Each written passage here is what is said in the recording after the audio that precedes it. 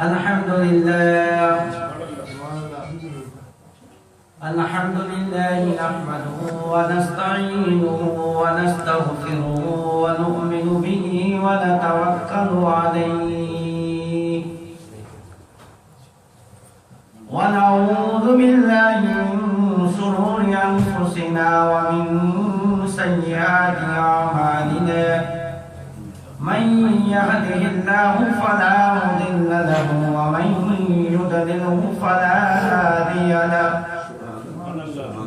ونشهد أن لا إله إلا الله وحده لا شريك له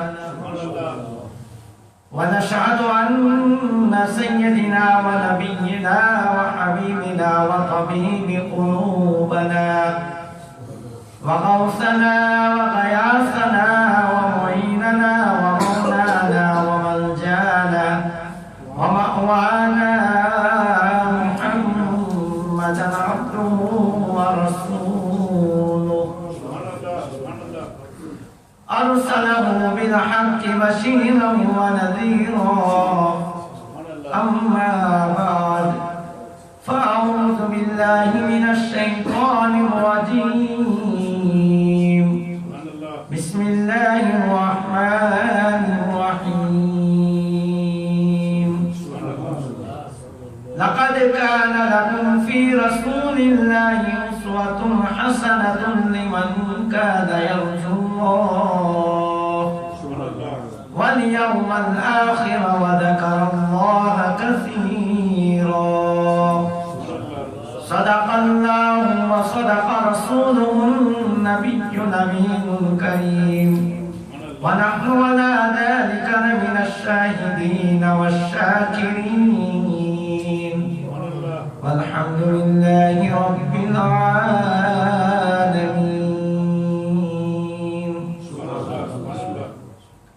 میرے نہایت ہی قابل قدر محترم و مکرم بزرگوں اور نوجوان بھائیوں، آئیں ہم اور آپ مل کر سب سے پہلے آقا نامدار مدنی تاجدار گنبد خضرا میں آرام فرمانے والے آقا سرور دو عالم نور مجسم احمد مصطفیٰ محمد مصطفیٰ صلی اللہ علیہ وسلم کی بارگاہ اقدس میں بآواز بلند ہدیہ درود و سلام پیش فرمائیں. الصلاة والسلام عليك يا سيدي يا رسول الله، الصلاة والسلام عليك يا سيدي يا حبيب الله، الصلاة والسلام عليك يا سيدي يا رحمة للعالمين وعلى آلك وأصحابك يا شفيع المذنبين. ماشاءاللہ ابھی تھوڑی ہی دیر میں تقریر کے اختتام کے بعد قرآن اندازی کی جائے گی. قرآن اندازی کے اور ٹکٹ بانٹنے کے اس منظر کو دیکھ کر مجھے کچھ اشعار یاد آ گئے. حضور ایسا کوئی انتظام ہو جائے، حضور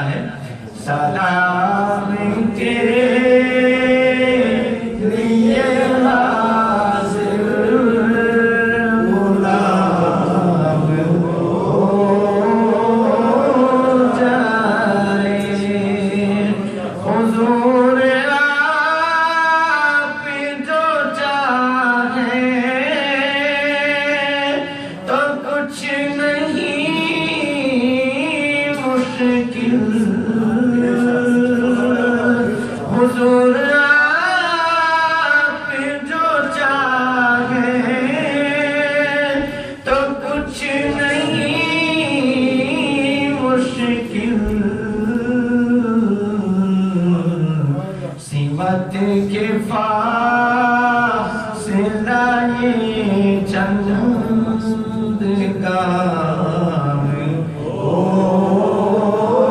جائے میں صرف دیکھ لوں ایک بار صبح طیبہ کو میں صرف دیکھ لوں ایک بار صبح طیبہ کو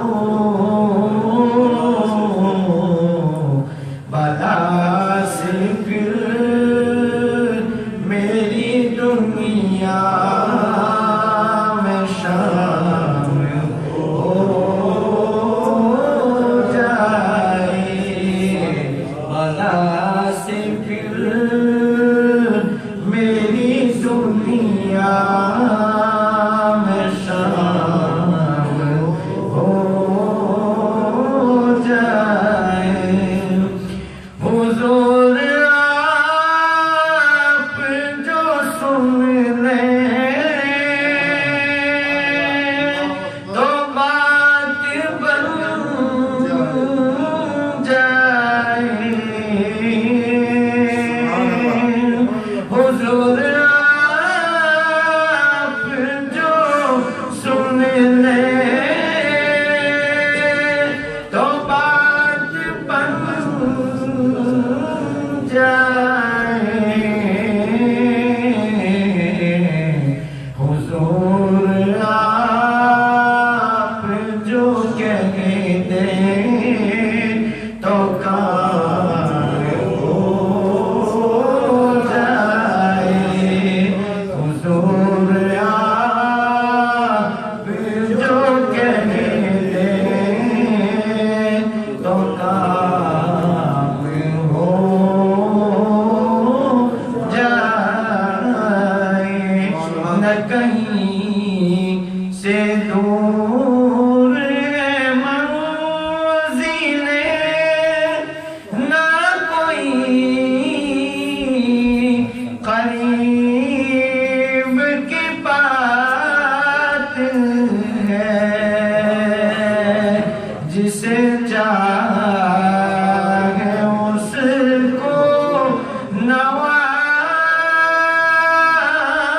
نواز دے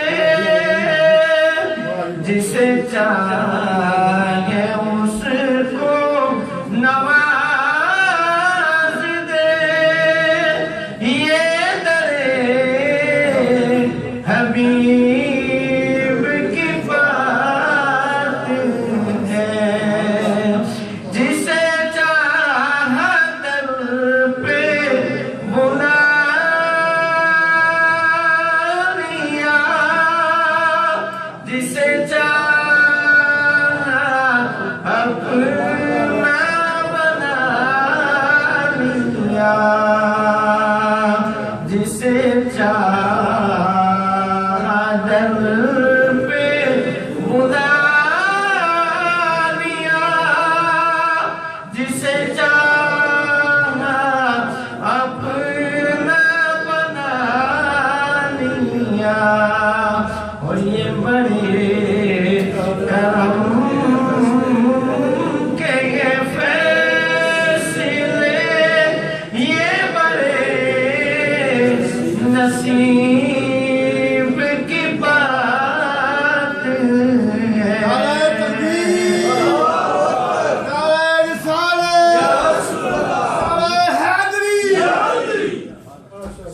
تجھے یہ منور بلاریونی کا کلام ہے کہ تجھے منور بے نوا در شاہ سے چاہیے اور کیا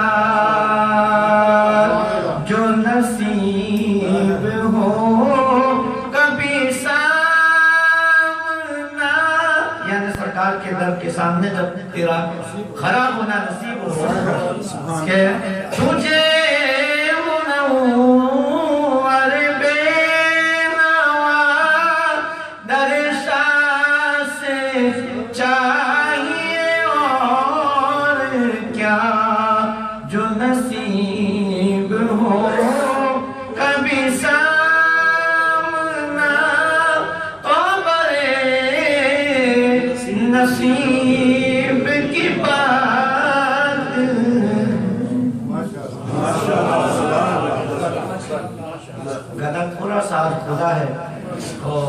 नात पढ़ने का मौका मिल गया।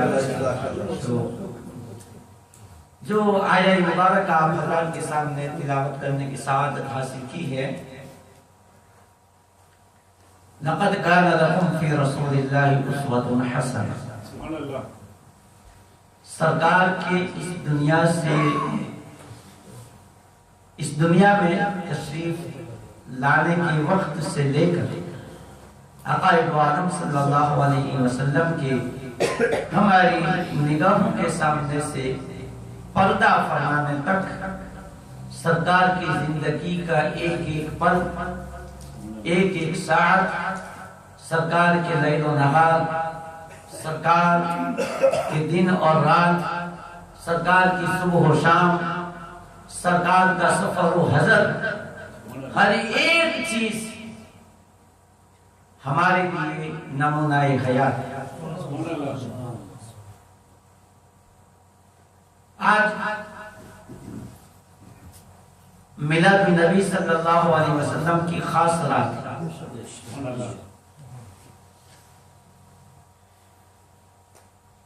आज तो जो आशिकान मुस्तफ़ा है, गुलामान मुस्तफ़ा है, वो तो अपने महबूब की महफिल को सजाए बैठे हैं, लेकिन कुछ या तो मसरूफियत की बिना पर, या काम पर होने के बिना पर, या वैसे अपने घरों में बैठे हुए हैं।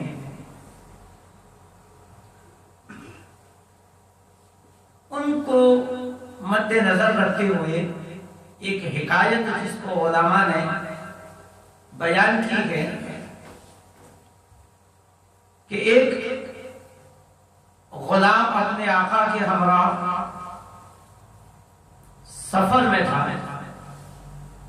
आका तिजारती सफर की गरज से अपने गुलाम को लेकर के एक शहर से दूसरे शहर, एक मुल्क से दूसरे मुल्क, करिया करिया, बस्ती बस्ती घूम फिर रहा था। गुलाम की आदत थी कि जब भी नमाज का वक्त हो और करीबी मस्जिद में चला जाता और नमाज अदा करता। अब नमाज का वक्त हुआ और गुलाम ने अपने आका से कहा कि मैं जरा मस्जिद करीब है, नमाज का वक्त भी हो गया है, मैं जाकर के नमाज पढ़ लूं। आका ने कहा ठीक है। अब गुलाम मस्जिद में दाखिल हुआ, आका बाहर इंतजार कर रहा है, नमाज़ी सारे निकल चुके, गुलाम बाहर नहीं आ रहा है। अब वो आका बाहर से ही आवाज दे रहा है, भाई आओ जल्दी करो। गुलाम आवाज देता है, आ रहा हूं, आ रहा हूं। अब दो चार मतलब आवाजें कसने के बाद फिर आका ने झुंझला कर कहा कि भाई कौन सी चीज है, क्या बात है जो तुझे मस्जिद से निकलने नहीं देती है?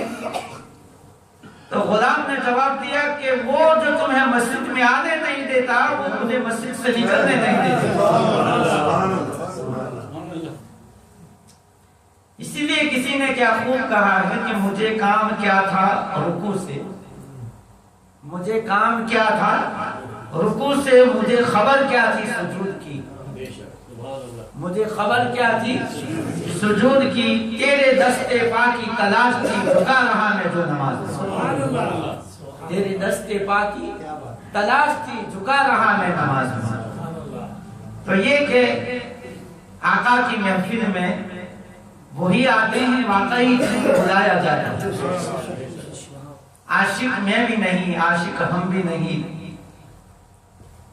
आशिक वो थे कि जिनके पाँव में, कदमों में इस्तिकामत।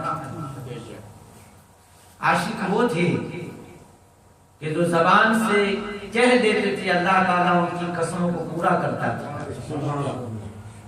आशिक वो थे कि मैदान जंग में भी जिनके कदमों में लग्जिश न आती थी। आशिक वो थे कि जब सीन और शीन का फर्क हो जाए और हजरत बिलाल के अलावा और कोई अजान दे तो सुबह न हो। साहबा ने अर्ज किया कि या रसूल अल्लाह, बिलाल है, ये अजमी है, یہ سین اور شین میں فرق نہیں کر پا رہے ہیں.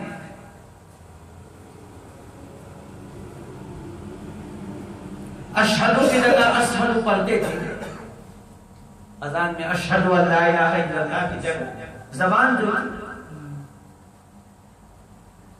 تو یا رسول اللہ یہ اشہدو کی جگہ اشہدو پڑھتے ہیں تو اور کوئی اذان دے کہ ابھی اسلام کا آغاز ہے. سرکار نے فرمایا ٹھیک ہے تمہاری مرضی ہے جو چاہے اذان دے.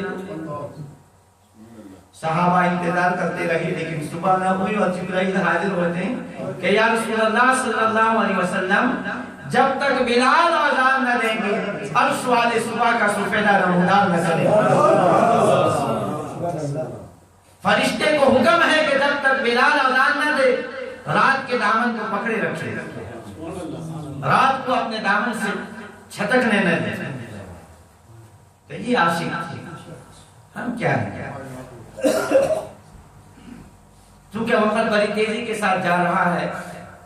گزشتہ محفل میں جو کہ جمعہ کی رات کو ہماری محفل تھی, گزشتہ محفل میں ہم نے عام الحزن کے بارے میں آپ حضرات کے سامنے بیان کیا تھا کہ عام الحزن یعنی جس سال پہلے حضرت ابو طالب کا انتقال ہوا اور اس کے صرف 35 دن کے بعد سیدہ خدیجہ الکبریٰ رضی اللہ تعالی عنہا کا بھی وصال ہوا اور سرکار نے اس سال کو عام الحزن یعنی غم کا سال قرار دیا.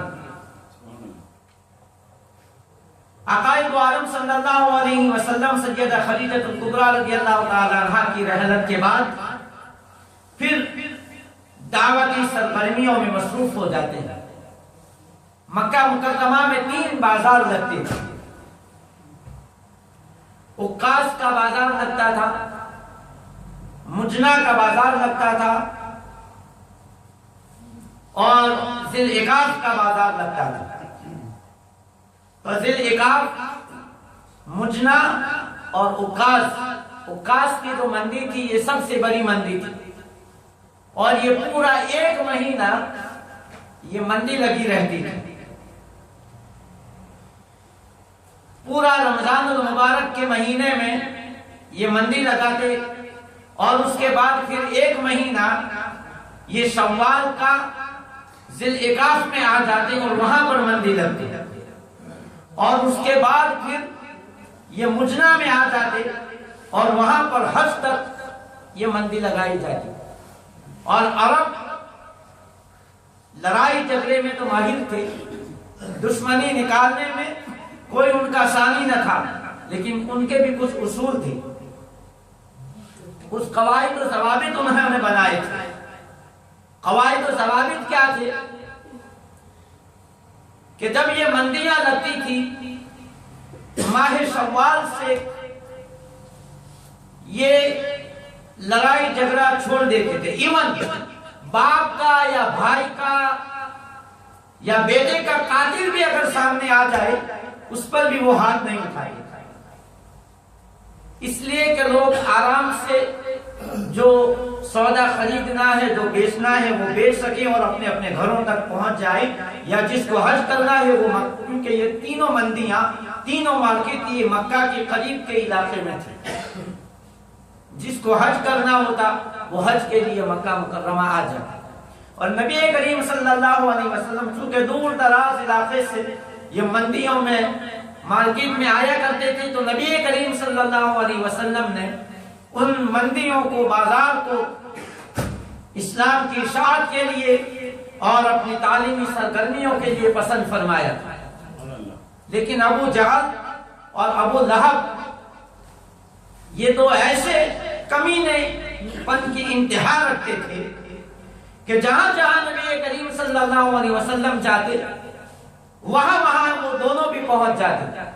سرکار لوگوں کو بتوں کی پوجا سے منع فرماتے, اللہ وحدہ لا شریک کی عبادت کی دعوت دیتے, لوگوں کو جنت اور جہنم دونوں کے بارے میں بیان فرماتے, اللہ کی عذاب سے ڈراتے, اللہ کی رضا اور خوشنودی کا مقام جنت اس کی طرف ترغیب دلاتے. تو پیچھے بہت سارے صحابہ نے اس کو روایت کیا ہے کہ ابو لہب یہ اس کی آنکھ بینگی تھی، ابو لہب کی آنکھ بینگی آنکھ تھی۔ فرماتے ہیں کہ میں نے اپنے والد سے پوچھا کہ یہ بینگی آنکھوں والا کون ہے جو ان کے پیچھے پیچھے مخالفت کر رہا ہے؟ تو فرماتے ہیں کہ میرے والد نے کہا کہ یہ ابو لہب ہے جو مکہ کا سردار ہے اور رشتے میں چچا لگتا ہے۔ لیکن ان عام الحزن کے بعد بھی نبی کریم صلی اللہ علیہ وآلہ وسلم کی تعلیمی سرگرمیاں اس قدر رنگ لاتی ہے کہ یمن کے مشہور قبیلہ دوس کے سردار طفیل بن عمرو دوسی، حضرت ابو ہریرہ رضی اللہ تعالیٰ عنہ اسی قبیلے سے تعلق رکھتے تھے۔ کفار مکہ کا رویہ یہ تھا کہ یہ مکہ کے راستوں میں بیٹھ جاتے تھے اور جو کوئی باہر سے آنے والا ہوتا اس کے کان مکے کے باہر سے ہی بھر دیتے کہ دیکھو ہمارے یہاں نعوذ باللہ ایک جادوگر ہے، ایک کاہن ہے، نعوذ باللہ من ذالک، وہ بہکی باتیں کرتے ہیں، تم ان کی باتوں میں نہ آنا۔ وہ اپنے آپ کو رسول ہونے کا دعویٰ کرتے ہیں، نعوذ باللہ ان پر مرگی کا دورے پڑتے ہیں، بے ہوشی کے ان پر دورے پڑتے ہیں۔ طفیل بن عمرو دوسی کہتے ہیں کہ میں مکہ میں، چونکہ یہ مکہ آیا کرتے تھے، اپنے قبیلے کے سردار تھے، مکہ میں ان کے رشتہ داریاں تو نہیں تھی لیکن دوست بہت تھی۔ ابو جہل ان میں سر فہرست تھا، عقبہ بن ابی معیط، امیہ بن خلف، یہ ایسے لوگ تھے کہ جن کے ساتھ طفیل بن عمرو دوسی کا دوستانہ تعلقات تھے۔ ابو جہل طفیل بن عمرو دوسی کو راستے میں ہی پکڑ لیتا ہے اور کہتا ہے کہ دیکھو آپ ہمارے شہر میں پھر آئے ہو، ہم آپ کا استقبال کرتے ہیں، لیکن کچھ دنوں سے محمد صلی اللہ علیہ وسلم کچھ بہکی باتیں کرنے لگے ہیں، ان پر بے ہوشی کے دورے پڑتے ہیں، ہمارا یہ مشورہ ہے کہ تم ان سے ملاقات نہ کرنا، اگر وہ کوئی کلام سناتے ہیں تو ان کے کلام کو تم سننا نہیں۔ اب طفیل بن عمرو دوسی کے کان ایسے بھر دیے گئے کہ وہ کتراتے تھے نبی کریم صلی اللہ علیہ وسلم سے ملاقات کرنا۔ اتفاقاً ایک مرتبہ سرکار خانہ کعبہ میں ہیں اور نبی کریم صلی اللہ علیہ وسلم قرآن مجید و فرقان حمید کی تلاوت فرما رہے ہیں اور سورہ قیامت، لا اقسم بیوم القیامہ ولا اقسم بالنفس اللوامہ ایحسب الانسان ان لن نجمع عظامہ بلا قادرین علی ان نسوی بنانہ۔ جس میں قیامت کا ذکر ہے، لا اقسم بیوم القیامہ، قسم ہے مجھے قیامت کے دن کی، ولا اقسم بالنفس اللوامہ، اور قسم ہے مجھے نفس لوامہ کی۔ ایحسب الانسان ان لن نجمع عظامہ، کیا انسان یہ سمجھتا ہے کہ ہم اسے ویسے ہی چھوڑ دیں گے؟ ان لن نجمع عظامہ، ہم اس کی پکڑ نہیں کریں گے۔ ولا قادرین علی ان نسوی بنانہ، ہاں ہم قادر ہیں انسان کی پکڑ کرنے پر کہ وہ متکبر ہو گیا ہے۔ فجمع الشمس والقمر يقول الانسان يومئذ اين المفر كلا لا وزر الى ربك يومئذ المستقر۔ پھر آگے نبی کریم صلی اللہ علیہ وسلم سے فرمایا جا رہا ہے، لا تحرك به لسانك لتعجل به ان علينا جمعه وقرآنہ۔ اے محبوب اپنے آپ کو تکلیف نہ دو، یعنی جب سرکار قرآن مجید نازل ہوتا تھا تو جلدی جلدی اس کی تلاوت فرماتے تھے تاکہ کہیں ذہن مبارک سے نکل نہ جائے۔ سرکار بڑی تیزی کے ساتھ اس کو دہرایا کرتے تھے، تو قرآن نے کہا لا تحرک به لسانک لتعجل به، اے محبوب اپنی زبان کو زیادہ جنبش دینے کی ضرورت نہیں ہے۔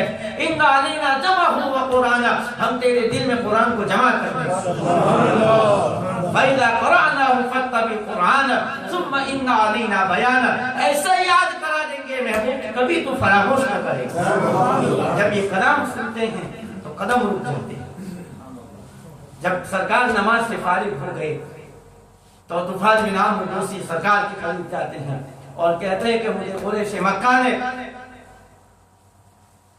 آپ کے پاس آنے سے روکا تھا، اتفاقاً میں یہاں سے گزرا اور آپ نے جو کلام پڑھا وہ کلام میں نے سنا، اور میں عرب کے بڑے بڑے شاعروں کو سن چکا ہوں، عرب کے بڑے بڑے کاہنوں کو میں نے سنا ہوا ہے، جو کلام محمد آپ نے پڑھا ہے وہ کلام سوائے اللہ کے اور کسی کا کلام نہیں ہے۔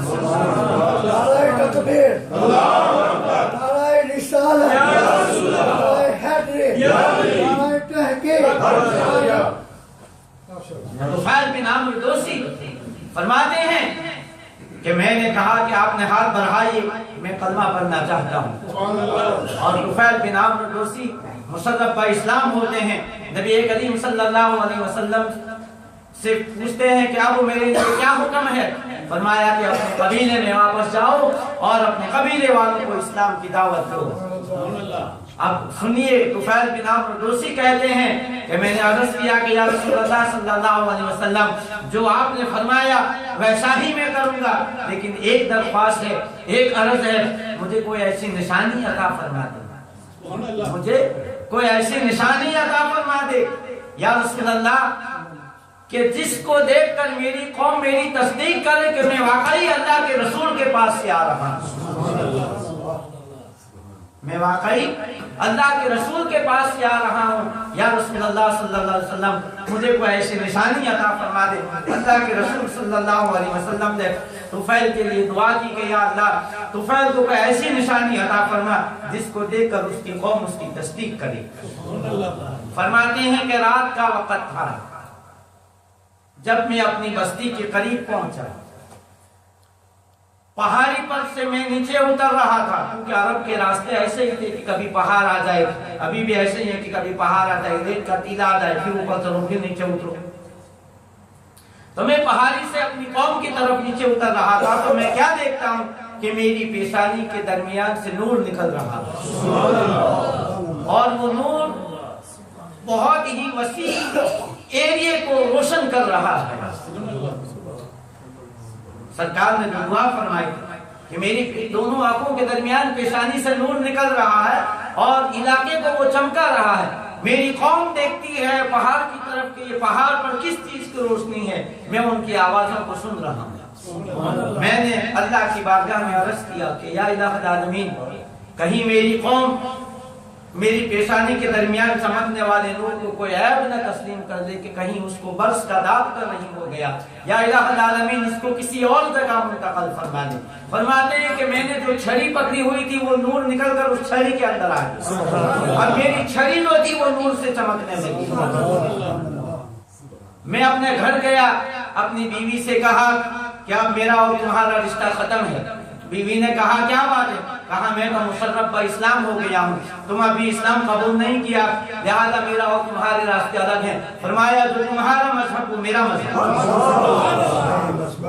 باپ آئے صبح میں، فرمایا یہ ہمارے والد محترم، اب ہمارا اور تمہارا کوئی رشتہ نہیں ہے، میں مسلمان ہو چکا ہوں۔ والد نے بھی فرمایا کہ بیٹے جو تیرا مذہب ہے وہ میرا مذہب ہے۔